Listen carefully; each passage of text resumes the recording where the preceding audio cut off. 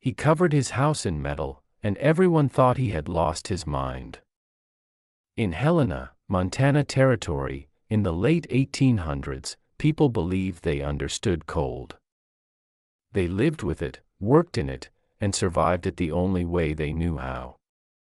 Thick logs. Big fireplaces. Endless firewood. That was the rule. So when Daniel Garrett began wrapping his log cabin in sheets of corrugated metal, people didn't just disagree with him. They laughed. Some said he was building an icebox. Others said he was risking his family's life. A few claimed the metal would pull the warmth straight out of the house and freeze them solid by January. But Daniel Garrett wasn't trying to be clever or different. He was trying to stay warm. Daniel was a blacksmith, not a builder. He worked with iron every day. He knew how metal behaved in heat and cold. He knew how air moved, how wind pushed, and how materials failed under pressure. After 4 winters in Helena, he also knew something else. The traditional log cabin wasn't working. His home was built the same way as everyone else's. Thick pine logs. Moss and clay chinking. A stone fireplace. A pitched roof. On paper, it should have been enough. But every winter told the same story. The fire burned day and night. His wife barely slept because the fire had to be fed constantly. Their children slept in coats and blankets stacked on top of one another. And still, the cold crept in. The problem wasn't the fire. It was the wind. Helena sat in a valley that funneled wind straight down from the mountains. When the wind hit a cabin, it didn't just brush past it. It slammed into it. It forced cold air through every tiny crack in the walls. It stripped heat away faster than the fire could replace it. The logs themselves slowly leaked warmth into the night. Daniel realized they were fighting the cold in the wrong way. Everyone thought thicker walls and bigger fires were the answer. But no one was dealing with the wind. Daniel started thinking differently. He knew metal conducted cold well, but only when it touched something. He also knew that still air was a powerful insulator. What if the metal didn't touch the house at all? What if it stopped the wind before it ever reached the logs? What if the space between the metal and the cabin trapped air and kept it still? The idea sounded strange, even dangerous, to people who had never thought about heat loss in that way. But to Daniel, it made sense. In the spring, he ordered sheets of corrugated metal and began building a second wall around his cabin. Not attached to the logs, but standing away from them. 8 to 12 inches of space between the metal and the wood. Openings at the top and bottom so moisture could escape. Nothing fancy. Just practical, careful work. As the metal went up, the comments started. Neighbors stopped to stare. Builders shook their heads. Some warned him directly. They said metal would freeze his house. They said it was reckless. They said no honest man would put his family inside something like that. Daniel listened. Then he kept working. By fall, the metal shell was finished. The cabin looked strange. Cold. Industrial. Out of place among the warm-looking log homes. People whispered when they walked past it. Children made jokes. Even the local newspaper mentioned it, unsure whether it was clever or foolish. Daniel didn't argue. He didn't explain. He trusted his work and waited for winter. When the cold arrived, it came hard. Temperatures dropped well below zero. Wind howled through town. Snow piled up against doors and fences. Families burned firewood as fast as they could haul it inside. Some ran out and began burning furniture.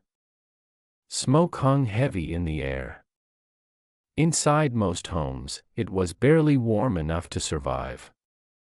Frost formed on interior walls. People slept close to the fire, afraid to move too far away. Daniel's cabin was quiet, the smoke from his chimney was thin. Steady. Not desperate. People noticed. They watched from a distance, expecting him to fail. They expected him to ask for help. But days passed, and nothing happened. No panic. No frantic firewood runs. Finally, during the worst cold of the winter, a few men went to check on him. Not to mock him, but because they were genuinely worried he and his family might already be dead. When Daniel opened the door, they were stunned. He wasn't bundled in coats. He wasn't shivering. Inside, the air was warm. Truly warm. His children were barefoot.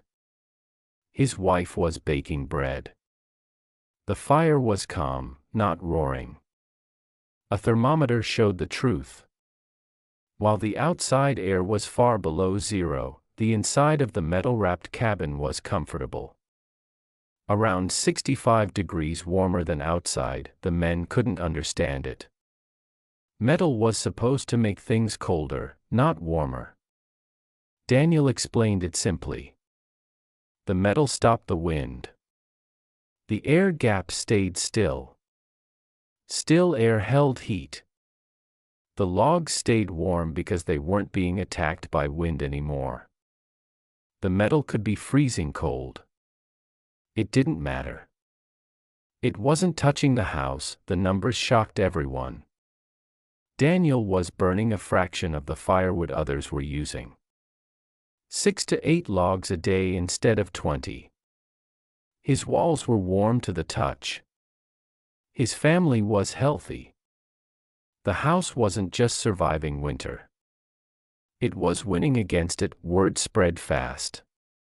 People came to see for themselves. Builders measured temperatures. Skeptics checked the firewood pile. There was no trick. Just physics. The same builders who had mocked him began asking questions. The same neighbors who had whispered now wanted advice.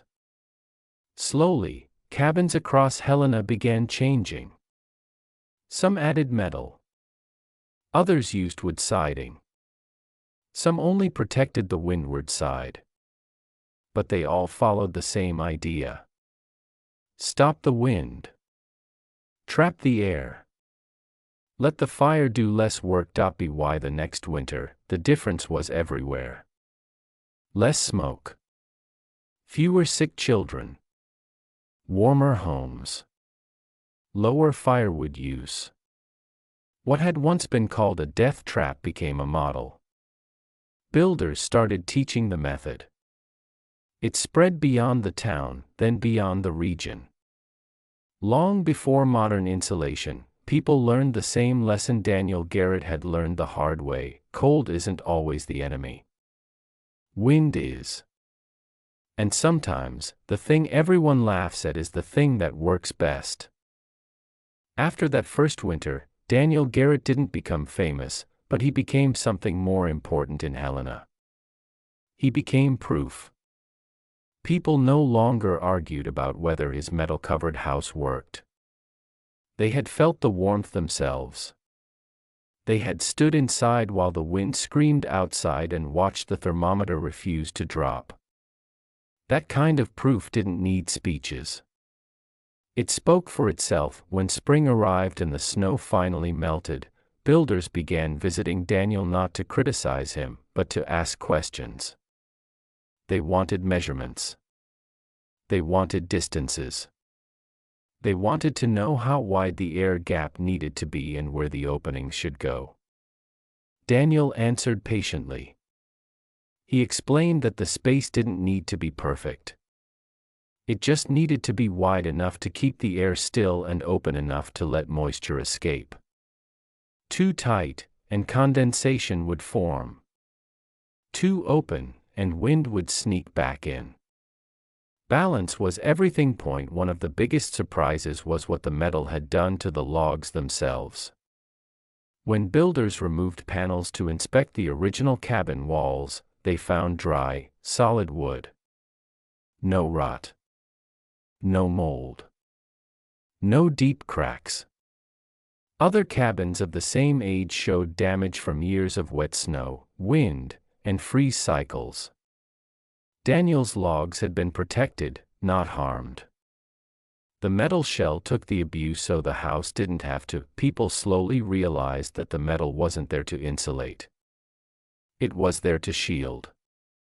It blocked wind, snow, and driving rain. The air gap did the insulating. Once that idea settled in, everything changed. Families who couldn't afford metal began copying the idea with rough boards, old barn siding, even layered planks scavenged from abandoned buildings. The material mattered less than the space. By the next winter, several homes had added some version of Daniel's idea. Not all of them wrapped their entire houses. Some only protected the north and west walls where the wind hit hardest. Others built partial wind barriers a few feet away from their cabins. The results were consistent. Homes stayed warmer. Fires burned slower. People slept better. The most dramatic change was in firewood use. In previous winters, families spent much of their time just feeding the fire. Cutting wood. Hauling it. Drying it. Burning it. Now, they had time for other things. Less smoke filled their homes. Fewer children developed coughs. Kitchens stayed warm enough to cook properly. Life didn't feel like a constant emergency anymore. Builders began talking differently. Instead of bragging about thicker logs and bigger fireplaces, they talked about airflow and wind direction. They started watching how snow piled up around buildings and where drafts formed. They realized that heat didn't disappear evenly. It escaped where the wind could grab it. Daniel never claimed he invented anything new. He simply paid attention. He noticed that barns stayed warmer on the inside than expected. He noticed that sheds blocked wind better than walls alone. He connected ideas others had ignored because they didn't fit tradition. Some men struggled with that part. For years, toughness meant enduring the cold. Burning more wood was seen as strength. Admitting that the old way was inefficient felt like admitting weakness. But winter doesn't care about pride. It only responds to what works. By the early 1890s, word spread beyond Helena. Miners in the mountains began wrapping their cabins with scrap metal from broken equipment. Ranchers built double walls on the windward sides of their homes. In harsher regions, people experimented with larger air gaps and taller wind breaks. The idea adapted to each place, but the core stayed the same. Daniel Garrett stayed a blacksmith. He didn't patent the idea. He didn't sell plans. When people asked, he helped. When builders came, he showed them what he had done. He believed that warmth wasn't something to hoard. It was something everyone needed. Years later, new materials arrived. Paper barriers. Framed walls. Modern insulation. But the principle Daniel proved never changed. Stop the wind. Control the air. Heat stays where it belongs. The people who laughed first were the ones who learned the lesson hardest. But they learned it. And because they did, fewer families suffered in the winters that followed, and that's the quiet truth behind the metal house that stayed warm all winter. It wasn't magic. It wasn't luck. It was understanding the real enemy and building for reality instead of tradition. Years passed, and Daniel Garrett's metal-covered cabin quietly became something people pointed to when winter arrived. New families moving into Helena were told about it as a kind of local story. Not a legend, not exaggerated, just a fact.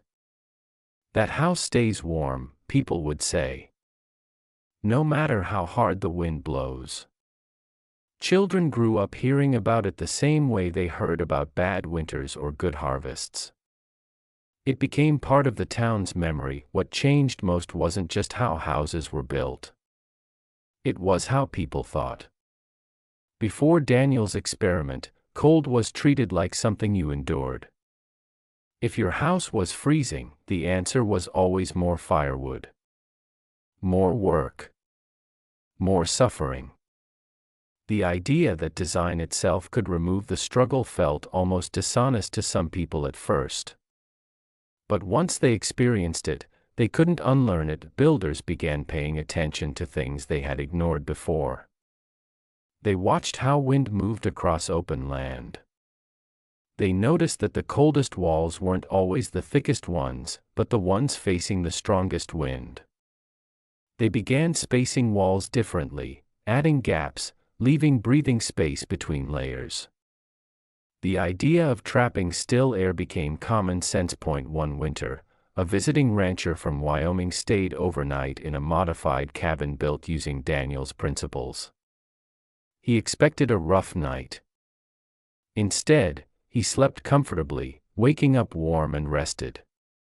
When he returned home, he adapted the idea to his ranch house. Others copied him. Slowly, without fanfare, the idea spread outward like ripples in water. Daniel himself never stopped improving small details. He adjusted vent sizes. He changed how water drained away from the base. He learned where ice liked to form and how to stop it. He treated the metal to prevent rust. He made sure nothing trapped moisture where it didn't belong. To him, the house was a system, not a single solution. The most interesting part was that the metal never became the focus. People misunderstood that part at first. They thought the metal was magic. Daniel corrected them whenever he could. The metal was just a shield. The real power was the air space. The calm. The stillness. Heat stayed where the air didn't move. Over time, even those who once mocked him began teaching others. The same men who had laughed now explained the idea to younger builders as if it had always been obvious. That's how knowledge often moves. It's resisted first, accepted second, and then forgotten as controversial at all. By the late 1890s, variations of the design appeared in places far from Helena. Some used wood instead of metal. Some used layered boards. Others built outer walls with stone. The material changed, but the gap remained. The wind barrier remained. The lesson stayed intact. When modern building methods arrived decades later, they followed the same rule. House wraps. Vapor barriers. Rain screens. Double walls. All of them exist for the same reason Daniel discovered in that cold Montana valley. Control air movement, and heat becomes manageable. Looking back, the strangest part of the story isn't that Daniel's house stayed warm. It's that everyone else accepted freezing homes as normal for so long. They believed suffering was the price of living in a harsh place. Daniel proved it wasn't. His daughters grew up healthy. His wife lived without the constant stress of tending a fire day and night. The house aged well. The logs lasted longer than most others in town. Quiet benefits that didn't make headlines, but mattered far more. Daniel never wrote a book. He never stood on stages. He never tried to convince people with words. He let winter do that for him. When the wind came and his house stayed warm, the argument ended, and that's the lesson that still matters today. Not just in building, but in life. The loudest voices aren't always right. The oldest methods aren't always best.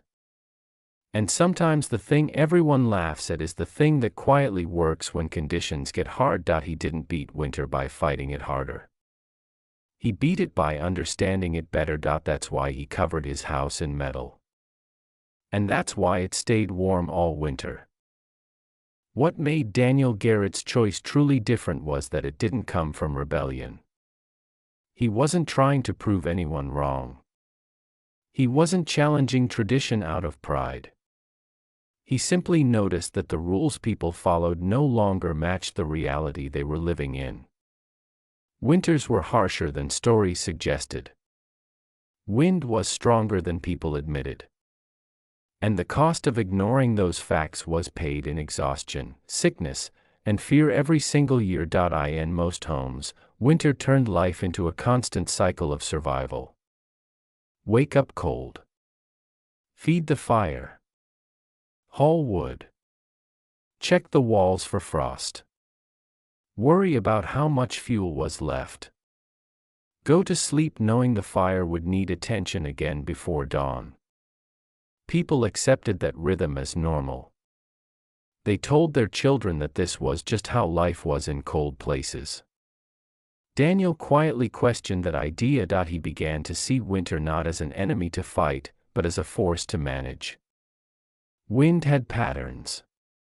Cold followed rules. Heat escaped in predictable ways. Once he saw that, the solution stopped feeling dangerous and started feeling obvious. The metal wasn't meant to warm the house. It was meant to stand in the wind's way. Everything else followed naturally. One thing Daniel noticed after several winters was how quiet his house felt compared to others. Wind no longer rattled the walls. Snow no longer pressed directly against the logs. The house didn't groan or creak under sudden temperature drops. That quiet wasn't just comfort. It was stability. Structures lasted longer when they weren't constantly stressed by weather. People also noticed how the air inside felt different. In most cabins, smoke lingered because fires had to burn hard. Windows stayed shut because drafts were deadly. Air grew heavy and unhealthy. In Daniel's house, the fire burned slowly. Ventilation worked properly. Fresh air entered without stealing warmth. Breathing felt easier. Children coughed less. These were small changes that added up to a much better life. As the years went by, builders started asking a different kind of question. Instead of asking how much material to add, they asked where heat was being lost. Instead of stacking more logs, they studied gaps, seams, and pressure points. They learned that cold didn't seep in evenly. It attacked weak spots. Once those were protected, the rest of the house followed. Daniel's approach also changed how people thought about resources. Firewood was labor. Time. Risk. Every log had to be cut, hauled, dried, and stored. Burning less wood meant fewer injuries, fewer accidents, and less strain on families. It meant more time for repair, learning, and rest. Warmth wasn't just comfort. It was freedom. The idea slowly became so common that people forgot where it started. New builders learned it as standard practice. They didn't question it because it worked. That is often how real innovation survives. It stops being exciting and becomes normal. And that's the highest success any idea can have. Daniel Garrett grew older, but his house stayed strong. The metal aged. The logs remained solid.